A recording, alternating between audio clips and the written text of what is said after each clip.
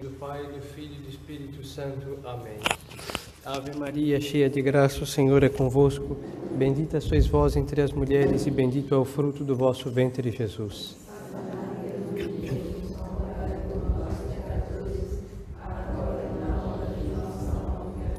Nossa Senhora do Santíssimo Rosário, São José, nossos santos anjos da guarda, vigiai-nos. Em nome do Pai, do Filho e do Espírito Santo. Amém. Louvado seja nosso Senhor Jesus Cristo. Pode sentar. Louvado seja nosso Senhor Jesus Cristo. Hoje o Padre lhes vai falar para continuar sobre esse tema, para que possamos, ouvindo estas coisas, não nos manter perdidos com as dificuldades da vida humana, não. Então hoje nós vamos falar sobre a mortificação ou educação da vontade. Nós sabemos que pela nossa fé que a vontade do homem é inclinada ao mal. E quando Deus nosso Senhor exige o bem, é tão difícil fazer o bem. É o que São Paulo dizia: eu faço o mal que eu não quero e não o bem que quero, não. Quer fazer o bem e não consegue, ou faz o bem, mas tem inclinação para o mal e etc. Isso acontece na vida de todos os seres humanos, uns mais, outros menos. Então vamos ver aqui essa mortificação ou educação da nossa vontade para facilitar a ação da graça de Deus na nossa alma.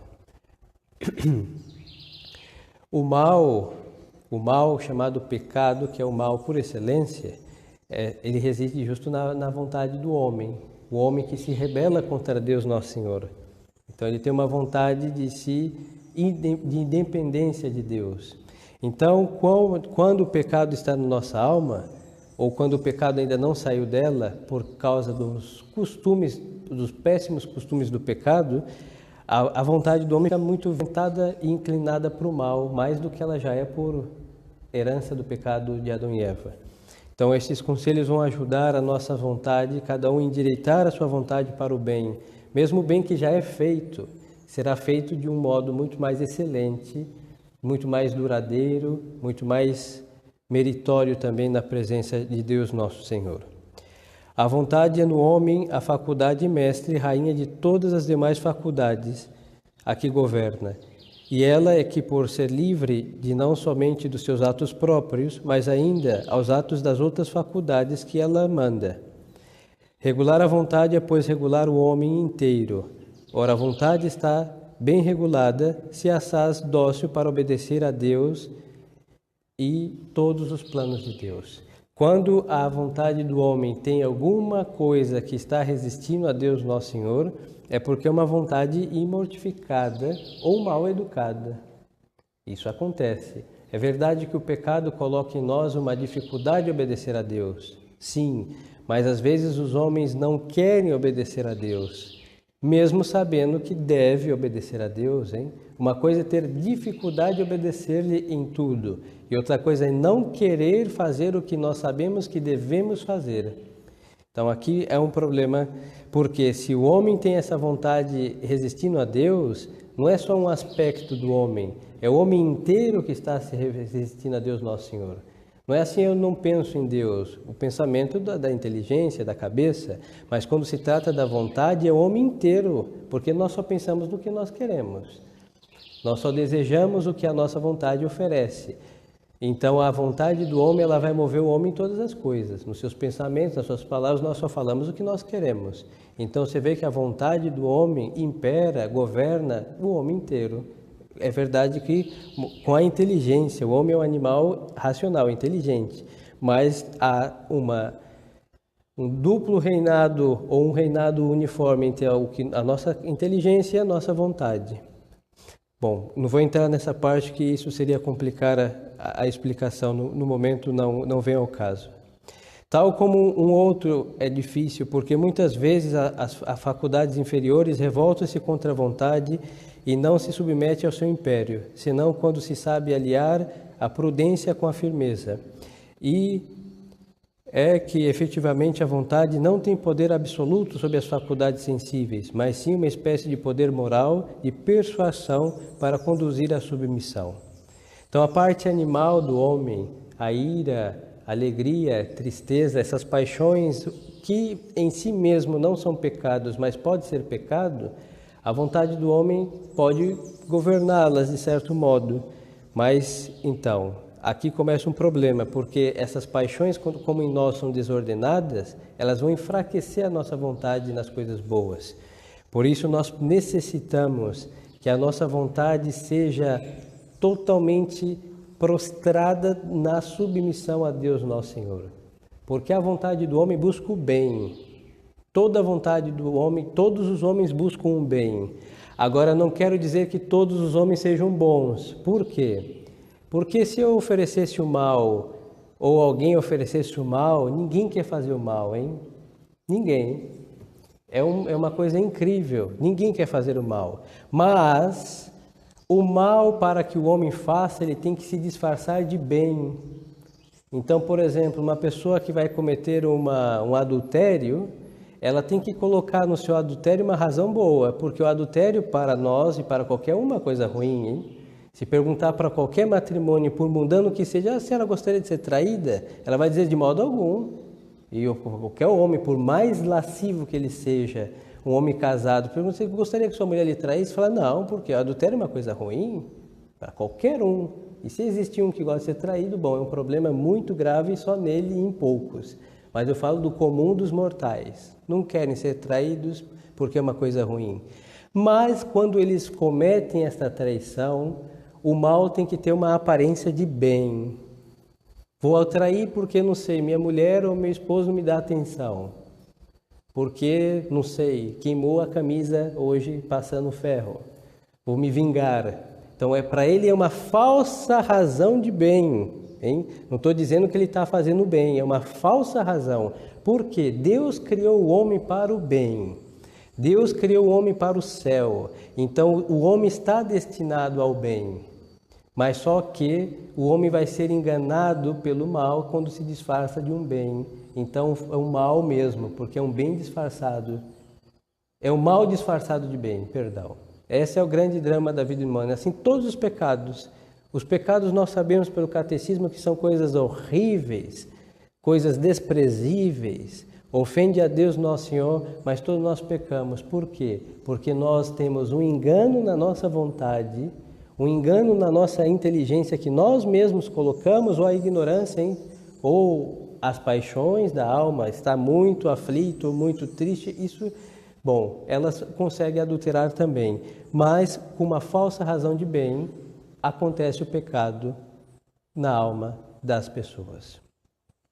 Então o homem não foi feito para o mal, não foi. Deus criou, por isso que tudo que Deus criou, ele disse que era bom. Era bom por o seu ser, porque tudo que sai da mão de Deus é bom, e também era bom para o seu fim. Deus cria tudo perfeito. Então, o homem foi criado bom por Deus, porque foi criado perfeito o homem, a mulher perfeita, a mulher em sua natureza, e para também o fim do qual o homem foi criado. Qual que era? Deus, era o céu. Se Adão não tivesse aprontado, então tudo seria perfeito. A harmonia da criação com o homem, hein? Os animais não eram agressivos a Adão, e existiam os animais que ficavam no seu lugar, Adão passava, nenhum animal ia lhe fazer mal, hein? A rã não invadiu o quarto de Adão, jamais. Ela sabia o lugar dela na natureza. O leão não ia estraçalhar Adão se o visse, porque Deus não criou Adão para ser alimento de leão, criou para ser o rei da criação, então tudo estaria submisso a ele. E Adão não seria escravo de outro a não ser de Deus nosso Senhor. Então o pecado não tinha lugar. Nós não fomos criados para o pecado. Por isso é um ledo engano a vida do pecador. Ele quer ser feliz longe de Deus, então ele tem que se enganar. Então o mal que ele faz, ele tem que colocar uma razão de bem, porque se não é Deus que ele serve, será mazelas. E essas mazelas têm que ser deificadas, divinizadas, falsas divindades, ídolos, mas são servidos. Por isso o pecado é uma escravidão de servir, de incensar a carne, o orgulho, o próximo, qualquer coisa que não é Deus nosso Senhor. Pois então, aqui nós vemos a importância da disciplina da nossa vontade, porque nós vamos ver o mal, o que é mal mesmo, e repeli-lo, porque o mal é anti-vontade humana. E o bem verdadeiro sem falsidade, sem mancha, sem nódoa de qualquer coisa que o prejudique, ele vai ser amado. Aí nós vamos entender por que os santos, que tiveram também suas mazelas, mas quando eles foram purificados por Deus, tudo muda. Um santo não retrocede na sua vida. Por quê? Porque ele conhece o bem verdadeiro. Ele conhece Deus como Deus é conhecível, mesmo pela fé limpa, e aí ele prefere morrer do que ofender a Deus nosso Senhor. A Santa Luzia prefere morrer do que perder a sua castidade. É por quê? Porque ela é fanática? Não. Porque ela sabe que o bem da castidade, da sua virgindade, é muito maior do que qualquer prazer que qualquer homem com qualquer coisa pode lhe oferecer. A sua vontade está purificada, sem ilusões, sem bipolaridade, sem qualquer enfermidade que a faça ter um pé no céu e outro no inferno, uma vela para Deus e outra para o diabo. Não. Essa é a vida do homem que tem a sua alma dividida, porque a sua vontade está sem ser modificada e educada. Então, quais são os meios práticos?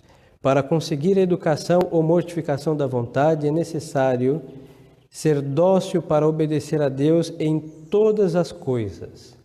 Quando nós obedecemos a Deus somente naquilo que nós queremos, e aquilo que nós queremos nós não obedecemos, nós estamos colocando Deus assim no banco dos réus, hein?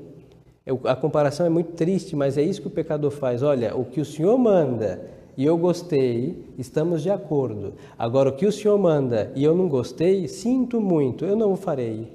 Isto se chama rebeldia contra Deus. Porque se Deus manda algo que eu não gosto, o problema não está na ordem divina, está em mim. E se eu me submeto à ordem divina, mal não me fará, porque Deus nosso Senhor é incapaz de mandar uma coisa má. Não por defeito, porque Ele é sumamente bom e Ele não pode fazer o mal. Não pode. Só quem pode fazer o mal é o homem e o demônio. Deus não tem esta possibilidade de fazer o mal. Então, quando nós selecionamos os mandamentos de Deus, porque tem coisas que nós nos interessamos e são coisas boas, e vamos lá, sejamos sinceros.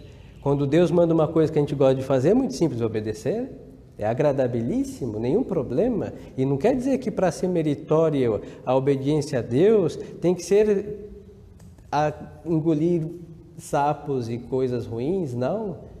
Não, quanto mais o homem for obediente, mais difícil vai ser obedecer a Deus. Mas em muitas coisas, conforme for obedecendo a Deus, será agradabilíssimo obedecer a Deus nosso Senhor, porque Ele é bom. E isso vai ser o encanto da obediência absoluta. E o que é obedecer? Os 10 mandamentos. Eu não estou falando de nenhuma outra ordem sobrenatural ou preternatural que Deus pode agregar para alguma missão de alguma pessoa, hein? Estou falando da vida ordinária, comum e corrente de qualquer ser humano para entrar no reino dos céus. São 10 mandamentos. Nós obedecemos aos homens em leis que nós nem conhecemos. E todas são muito mais do que 10. Olha só as leis do trânsito. Quantas são? Inúmeras. E todos obedecem. Não todos, não. Porque tem multa. Aí as que tem multa aqui são mais que 10 obedecem. Depois, nós obedecemos leis civis, hein? Quantos? De impostos, de terrenos e coisas, são inúmeras. E a Deus nosso Senhor que só pediu 10 coisas, os homens são incapazes de obedecer 10 coisas. E esquece que haverá uma multa da infração. O purgatório, hein? É pagar as multas das infrações à lei de Deus. E se não pagar, vai haver uma prisão e os bens serão confiscados, e o nome disso se chama inferno. Por não obedecer 10 coisas, nós vamos para o inferno. E é absurdo isso. Por quê? Porque o homem não quer se submeter absolutamente a Deus, obedecer seus 10 mandamentos. Então, temos que ser dóceis a obedecer a Deus em todas as coisas, e essa obediência deve ser uma submissão forte. Ou seja, eu não posso me oferecer a obedecer a Deus molemente. Porque a alma que faz as coisas de modo mole, ela faz as coisas mal feitas, pela metade. Então, se a minha obediência a Deus tem que ser absoluta, em tudo eu tenho que fazer isso fortemente, assim que a obediência a Deus gera no homem uma violência. Está proibido dizer o nome de Deus em vão, então o homem que dizia vai dizer, eu não vou falar mais o santo nome de Deus em vão. E quando ele tiver uma inclinação àquilo, ele corta. Por quê? Porque Deus proibiu dizer seu nome em vão, não faço. Está proibido roubar, o mandamento de Deus que o proíbe, aquele que andava pecando contra a justiça nos pagamentos e empréstimos e seja o que for, o que ele vai fazer? Ele vai acabar com toda injustiça? Talvez leve um tempo, não é preciso que ele suba na praça e diga, olha, eu andei defraudando o próximo, quero arrumar minhas contas. Não, com o tempo ele consegue fazer isso de modo oculto, da mesma forma que ele fazia o mal do modo oculto. Então, vai levar um tempo, mas esse tempo será bem cumprido e endireitar o que faltava contra a justiça. Deus não era amado sobre todas as coisas, é o mais importante dos mandamentos. Santo Agostinho dizia, cumpra esse mandamento e faça o que você bem entender. Porque quem ama Deus sobre todas as coisas vai obedecer os 9 mandamentos que seguem. Então, Deus não era amado sobre todas as coisas, vamos lá. Queremos obedecer a Deus, amá-lo e servi-lo, colocamos Deus em primeiro lugar. E assim, tudo que estava no lugar de Deus deve ser empurrado, destruído e substituído por quem? Por Deus somente. Então, a alma deve fazer o quê? Uma obediência absoluta, mas fortemente, para que essa obediência seja correspondida no que Deus Nosso Senhor exige. Existem muitos obstáculos a estas 2 pequenas coisas que lhes dizia. Primeiro, obstáculos interiores, que são a irreflexão. Muitas vezes, nós confundimos fazer as coisas de Deus fortemente e fazer de modo irracional. Isso é próprio do ser humano. Então, alguém vai pensar que amar a Deus é rezar o dia inteiro. Aí as senhoras donas de casa não vão cozinhar, não vão lavar roupa, os que estudam não vão estudar, os que deviam rezar outras coisas por dever de Estado não farão. Mas não, nós devemos fazer as coisas refletidamente, porque tudo Deus quer que seja em generosidade, mas em ordem. O amor a Deus não tira o amor às coisas humanas nobres, somente eleva. Então, o pai de família não deixa de ser pai de família por amar a Deus sobre todas as coisas, e muito menos vai deixar de ser esposo, ou a esposa vai deixar de ser esposa, vai deixar de ser mãe, não. Vai ser um pai representante de Deus, uma esposa representante de Deus, e os seus filhos serão amados por Deus. Então, Deus é servido em tudo, e por amor a Ele, os outros também terão seu lugar. Então, tudo fica nobremente feito. Mas sempre com a reflexão, como devem ser feitas essas coisas. Depois, há um problema que esta veemência pode gerar um obrar febril, junto com a irreflexão, fazê-lo de modo quase fanático. Então, Deus Nosso Senhor, insisto nisso, ama todas as generosidades feitas com equilíbrio. Mas só que nós tentamos conciliar o equilíbrio com a mesquinhez. É um defeito do ser humano. Devemos ser generosíssimos, mas sempre com a reflexão, com prudência, com medida.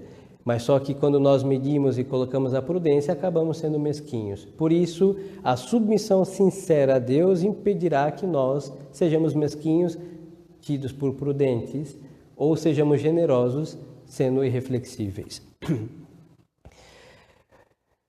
Aqui, então, nós temos alguns conselhos para evitar que a vontade se leve por um mal com aparência de bem. Então, muitas vezes, é o que acontece com o comum dos mortais. Então, como fazer isso? A nossa vontade é levada pela sua vontade livre de fazer o que bem entende. E só que Nosso Senhor quer que as coisas sejam feitas com equilíbrio, com ordem. Então, como nós devemos fazer? Toda alma que está querendo servir a Deus verdadeiramente, com ordem, ela deve fazer para si uma regra de vida. Vamos ser bem práticos nisso. O que consiste essa regra de vida? Para os religiosos é um aspecto e para os que não são outro, mas o princípio é o mesmo. Todos nós devemos ter um plano de vida que é um horário de acordar até um horário para dormir. Há os senhores que são leigos, há um mais e um menos de tolerância, porque não dá para seguir um horário religiosamente, mas nós devemos ter uma bússola no nosso dia a dia, que é um norte, Então, o horário de rezar, o horário das senhoras lavarem suas roupas e passarem, o horário de começar o almoço, de almoçar aproximadamente, lavar as coisas do almoço, talvez um descanso necessário à tarde, seja como for, sair para pagar dívidas, o que seja. Por que lhes digo isso? Porque o homem que não tem planejado o seu dia a dia, os senhores vão fazendo tudo e fazem que tudo aconteça à força da necessidade. Então, tem uma pilha de roupa, vou lavar. Tem uma para passar, passo. Tem que cozinhar, cozinho. Tenho que sair, saio. E a vontade do homem vai cumprindo essas coisas. Com um grande malefício, ela está livre de obrigação. O homem não pode estar livre sem ter o jugo da obediência a alguma coisa. Então, ele precisa de uma regra. A regra vai deixar ele reto, disciplinado. E na disciplina ele vai encontrar a sua força para ele ser sempre regular, regulado. E não só fazer o que deve ser feito. Então vai ter tempo para oração, vai ter tempo para o próximo, para conversar em família, que isso é importante, é caridade fraterna. Vai ter tempo para estudar alguma coisa, ler algum livro que talvez não tenha sido possível. Vai ter tempo de cumprir as coisas de casa e vai ter tempo de fazer tudo isso com Deus, para Deus, aos olhos de Deus. E aí a nossa vontade não fica livre. A vontade do homem precisa de um jugo. Se não for o jugo de Deus, será o jugo da independência, do pecado, da preguiça, dos vícios capitais. Sempre terá uma corrente que vai envolver a nossa vontade. Então, tendo uma regra, a vida religiosa é mais prática, porque aí entra o breviário, entra a leitura espiritual, leitura bíblica e etc., a meditação e outras coisas. Mas os leigos também devem fazer algo semelhante, exceto com uma flexibilidade. Se chegar alguém em casa, não tem como falar, olha, é hora de lavar a roupa assim que eu sinto muito. Não, caridade, deixe de fazer aquilo ou faça aquilo conversando, mas não empurrem as suas obrigações com a barriga.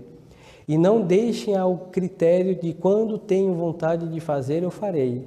Por quê? Pode ser que façam, mas só que pode ser que essa vontade demore de aparecer. E quando ela aparecer, tenha muito o que fazer e aí a sua vontade vai se consumir. Num lavar de roupa de uma pilha, não terá coragem depois de ir rezar o seu terço, porque consumiu toda a sua vontade numa ação tão simples que poderia ter sido feita de outro modo e não ter se destruído ou consumido inteiramente por uma sua ação esperando ter boa vontade. Então, quando nós temos regra, disciplina, nosso Senhor trabalha na nossa alma como um jardineiro que plantou tais plantas em tal lugar, em tal outro, então olhando, sabe que cresceu mato, tal deve ser podada. Mas se nós trabalhamos sem esta regra, a nossa alma é como uma floresta selvagem. Pode estar verde, pode ter flores, pode ter o que for, mas só que tem uma grande desordem. E talvez olhando de longe se vê muito belo, mas olhando de perto se vê que realmente reina um caos. Animais selvagens por um lado, uma linda flor do outro, e não é assim que um jardineiro cultiva do melhor modo. Então, peçamos a Nosso Senhor a graça de tratar nossa alma como um jardim para Deus, com esta ordem, com decoro, que nós devemos levar em todas as nossas ações. E aí a nossa vontade estará livre, porque os jugos de Deus fazem a nossa vontade ser livre, e o bem não é penoso, é prazeroso. E aí todas as mazelas que envolviam o bem aparente cai, e a gente vai reconhecer o que é mal, o que é péssimo, o que é desprezível, e vamos desprezá-los. E conhecer o que é bem, o bem vai reluzir nos olhos limpos e vai ser querido, amado, e nós vamos servir o bem do melhor modo possível. Então, peçamos essa graça, Nossa Senhora, Maria Santíssima. Hoje é dia de sábado. Maria Santíssima é exatamente esse jardim de Deus. É inconcebível pensar, sem precisar ter nenhum detalhe mais íntimo de sua vida, que Nossa Senhora seguiu uma vida desregrada. Porque só o nome desregrado é inconcebível aplicando a Mãe de Deus. Tudo que for desordem não se pode aplicar a ela, porque ela é ordenadíssima. Então nós não podemos conceber uma vida de filhos de Maria Santíssima, sendo totalmente contrária à vida que ela levou na Terra. Ela seguramente tinha os seus horários de estar com Deus. E sabe quanto durava esse tempo? As 24 horas do dia. E ela fazia o que fosse, tanto ajudando Santa Isabel até o menino São João Batista, talvez lavando as fraldas de São João Batista, estava unida a Deus. tanto ajoelhada no seu genuflexório rezando, como atendendo no São José, hein, levando um café para ele lá na carpintaria. Então, quem tem regra, quem tem ordem, tudo fará com Deus, e fará com gosto, e fará com prazer, e aí vamos tendo realmente essa ordem de Deus em nossa vida, e vamos nos moldando a Deus nosso Senhor. Então fica o conselho, cada um segundo a sua possibilidade, com a flexibilidade que for necessária, mas tem uma regra, e tem que escrever no papel, domingo a sábado, parte da manhã, acordar, rezar tal coisa e fazer tais outras. Parte da tarde, tal outra. E à noite, oração da noite e dormir.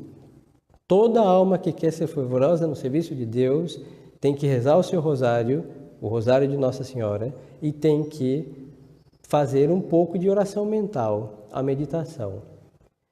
Só uma e sem a outra não se avança tanto. Agora, as duas práticas juntas, a alma realmente vai bem rápido até Deus.